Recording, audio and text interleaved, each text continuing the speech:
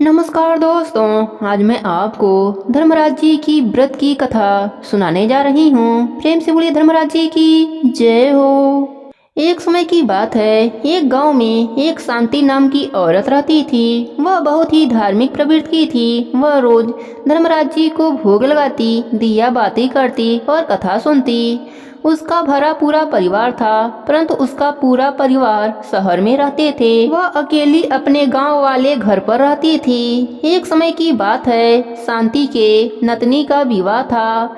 शांति को विवाह में जाना अनिवार्य था। वह बहुत ही परेशान हो गई कि मेरे गैर मौजूदगी में मेरे धर्मराज जी का दिया, भोग और कथा कहानी का नियम कौन करेगा। यही विचार कर रही थी, तभी उसकी पड़ोसन उससे चीनी मांगने आ गई। तब शांति उससे पूछा, क्या तुम मेरे धर्मराज जी का पूजा 4 दिनों तक कर सकती हो। तब पड़ोसन बोली, मुझे तो पता ही नहीं है कि धर्मराज जी का पूजा पाठ कैसे करते हैं। अगर आप पूरा विधि बता दें तो मैं अवश्य ही कर दूंगी। तब शांति ने धर्मराज जी की मूर्ति को पड़ोसन को देते हुए बताया कि सुबह शाम दिया जला देना, भोग लगा देना और धर्मराज जी की कथा कहना। इस प्रकार सारी बातें बताकर शांति शाम को अपने बेटे बहू के पास चली गई। इधर पड़ोसन ने धर्मराज जी को भोग लगाया और वहीं बैठ गई। बोली, धर्मराज जी आप भोग लगा लीजिए, तब कहानी सुनाऊंगी और खाना खाऊंगी।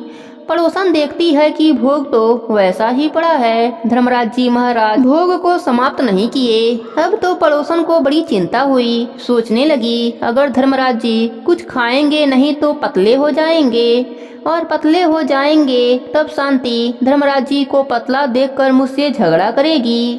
पड़ोसन वहीं पर बैठकर सब सोचती है और बार बार कहती है, प्रभु आप भोग लगा लीजिए। इस प्रकार 48 घंटे हो जाते हैं, ना भोग समाप्त हुआ, ना ही पड़ोसन वहां से उठी। यह सब धर्मराज जी देख रहे हैं। पड़ोसन के भक्ति से वह प्रसन्न होकर मुस्कुरा रहे हैं। तब चित्रगुप्त जी धर्मराज जी से पूछते हैं, प्रभु आप अकेले ही क्यों इतने प्रसन्न हो रहे हैं। तब धर्मराज जी बताते हैं, देखो इस पड़ोसन को, यह सिर्फ 48 घंटों में ही मुझे प्रसन्न कर दिया। मैं इसी की भक्ति भाव को देखकर प्रसन्न हो रहा हूँ। मैं जा रहा हूँ इसको दर्शन देने। इस प्रकार उस पड़ोसन को धर्मराज जी ने दर्शन दिया और उसका लगाया हुआ भोग भी खाया। पड़ोसन बोली, प्रभु आप कहाँ थे, मैं कितनी देर से आपको बुला रही थी। अब जब आप आ ही गए हैं तो अब मत जाइएगा, मैं आपकी पूजा पाठ और कथा कहती हूँ। पड़ोसन शाम को भी प्रभु की पूजा पाठ करी, फिर अगले सुबह को भी प्रभु की पूजा पाठ करी। धर्मराज जी पड़ोसन से बोले, मुझे यमलोक में कुछ काम है, अगर तुम कहो तो मैं जाऊं। पड़ोसन बोली, हाँ प्रभु आप अवश्य जाइए, मगर शाम तक आप आ जाइएगा, क्योंकि मुझे आपको भोग लगाना है और दीपक भी जलाना है।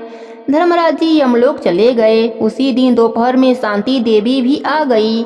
घर आते ही वह पड़ोसन के घर गई और बोली, सुनो मेरे धर्मराज जी की मूर्ति मुझे दे दो, मुझे कई दिन हो गए मैंने दर्शन नहीं किया।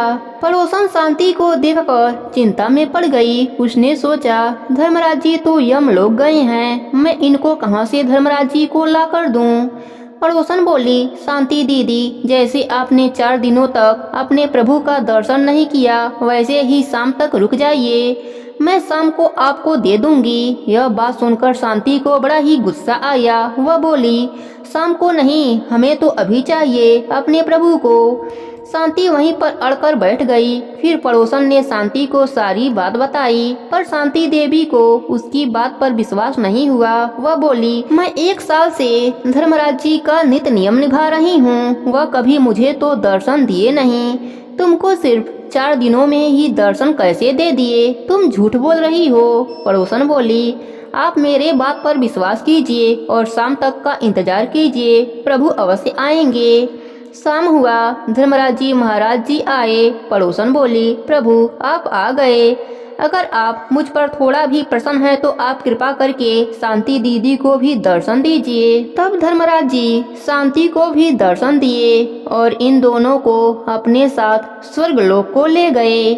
धर्मराज जी की कृपा से शांति और उनकी पड़ोसन को स्वर्गलोक का सुख मिला। हे धर्मराज जी, जैसे आपने इन दोनों पर अपनी कृपा करी, वैसे ही अपने सभी भक्तों पर अपनी कृपा बनाए रखना। जो भी आपका नित्य नियम निभावे, उसका यह लोक और मरने के बाद परलोक सुखमय बना देना। प्रेम से बोलिए धर्मराज जी की जय हो, चित्रगुप्त जी की जय हो।